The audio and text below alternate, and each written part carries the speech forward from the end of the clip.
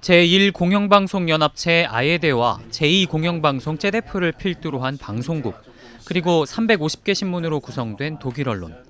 한국과 마찬가지로 인구 고령화로 인해 시청자, 구독자를 붙잡기도 버겁습니다. 타츠와 같이 지식인 독자층을 구축한 신문도 더 이상의 확장은 생각하지 못할 정도입니다. Dann leben wir eigentlich noch von der Vergangenheit. Weil wir haben die Abonnenten, die die gedruckte Zeitung abonnieren, die sind über 50 und älter im Allgemeinen. Die bezahlen dafür auch noch, weil sie es aus der Gewohnheit heraus tun, gutes Geld. 이런 가운데서도 9개 공영방송 연합체인 아예드는 입지가 확고합니다. 전국 어디서든 채널 1번에서 볼 수 있고 각 지역 방송국의 위상도 높습니다. 노르트라인 베스트팔렌주를 기반으로 한 BDR, 서부 독일 방송의 지사인 SN스튜디오의 시청률은 30%를 넘나듭니다. 여기에는 한국에서 흔히 TV 수신료로 불리는 이른바 방송 분담금의 역할이 큽니다. 매달 18.36유로, 우리 돈 25,000원가량으로 적지 않은 돈이지만 처음 정해질 당시에도 많은 시민들이 동의했습니다.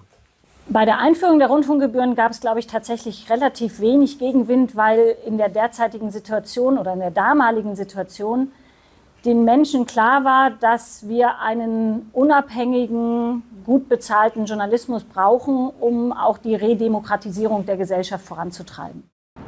반발과 논쟁도 있었습니다. 방송 분담금은 방송을 보는 것과 상관없이 집이 있는 사람이면 누구나 내야 합니다. 이 부분 때문에 많은 소송이 제기됐고 일부 주에서는 아예 분담금 인상안을 의회에 상정하기를 거부하기도 했습니다. 하지만 지난 2021년 연방헌법재판소는 공영방송이 방송 자유를 보장받기 위해 방송 분담금으로 재정을 조달하는 건 기본권에 속하기 때문에 주정부가 보장해야 한다는 취지로 방송 분담금을 인정했습니다. 이처럼 방송의 독립성에 집착하는 건 히틀러와 나치스가 벌인 언론 장악의 결과가 제2차 세계대전과 유대인 홀로코스트라는 참극으로 이어졌다는 반성 때문입니다. 1952년에 만들어져 지역 언론인을 지원하고 일반 시민들을 상대로도 지역 언론의 중요성을 교육하는 연방정치교육원 BPB가 정부 예산으로 운영되면서도 독립성을 유지하는 것도 같은 맥락입니다. Diktatur, die ganz viel Propaganda gemacht hat und ganz viel versucht hat, als Staat Menschen zu manipulieren. Man hat also nach 1945 gesagt, nie wieder. Wir wollen nie wieder einen Staat haben, der seine Menschen manipuliert. Und das ist die Idee dieser Einrichtung. 방송의 공영성을 강화하면서도 지역세까지 고려하는 독일의 기조는 정권 교체기마다 파열음이 끊이지 않는 국내 환경에도 시사하는 바가 적지 않습니다. 독일의 수도 베를린과 브란덴부르크주를 근거지로 1997년 설립된 방송사 TV 베를린. 베를린 사람을 위한 베를린 사람의 방송국이라는 모토를 내세운 이 회사는 재정 문제로 굴곡을 겪었지만 지금은 하루 도달 인구만 7만 명에 달하면서 10,000명 선에 그치는 다른 민영방송과 달리 확고하게 자리를 잡았습니다. 유튜브와 OTT 등을 통해 보는 방식과 시간이 확대된 것이지 TV를 보는 인구가 정말로 줄어든 게 아니라는 이들은 특히 지역 방송의 중요성이 커진다고 보고 있습니다. Deswegen wird der regionale Sender demnächst viel intensiver und viel stärker, weil die Menschen wollen jetzt auch wissen, was in seinem Stadt, seinem Land passiert. Und deswegen wird der regionale Sender demnächst noch wieder attraktiver sein als heute. 노르트라인 베스트팔렌주 뒤셀도르프의 미디어 스타트업 피어눌이 바로 지역에서 일어나는 일에 집중하면서 성장하는 곳입니다.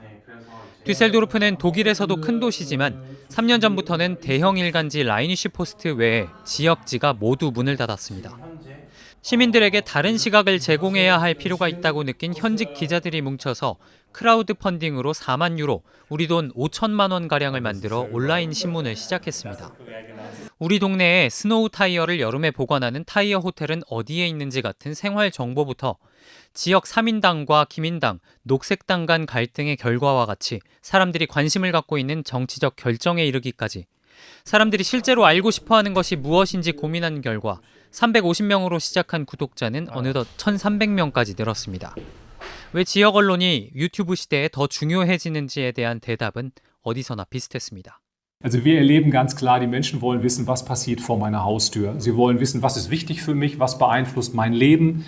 Und da versuchen wir sehr nah dran zu sein. Unser Geheimrezept ist im Prinzip, dass wir aus allen Bereichen des Lebens Menschen etwas näher bringen.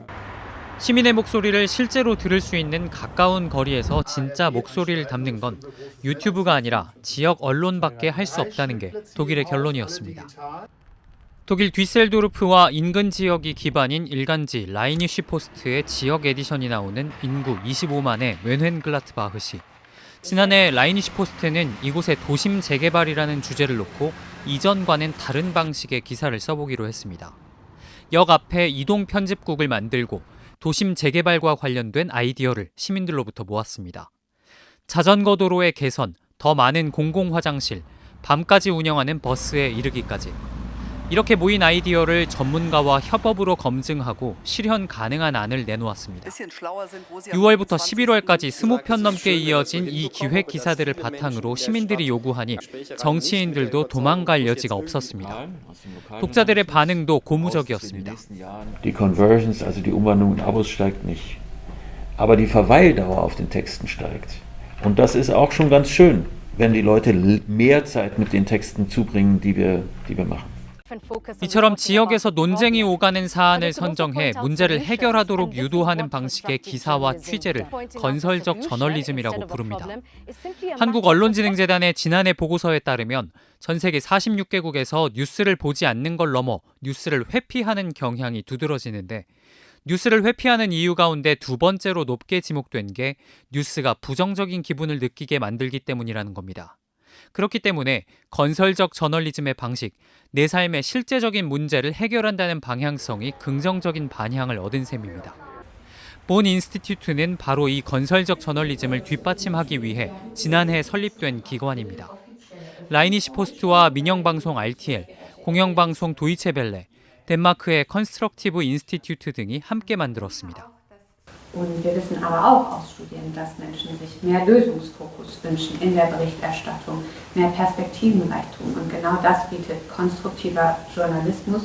Und das wollen wir den Menschen geben, um relevant zu bleiben.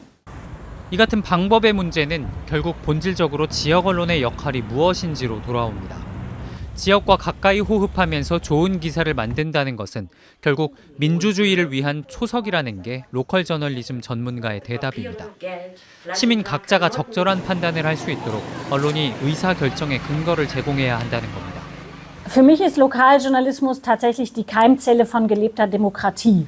Also ich muss informiert sein, damit ich teilnehmen kann an der Gesellschaft. 우리나라의 경우 지역은 인구가 줄고 쪼그라드는 반면 서울의 일극 체제는 더 공고해지고 있습니다. 그럼에도 그렇기 때문에 더 지역 언론이 민주주의의 기반이라는 것을 역사적 교훈으로 알게 된 독일의 사례가 묵직하게 다가옵니다.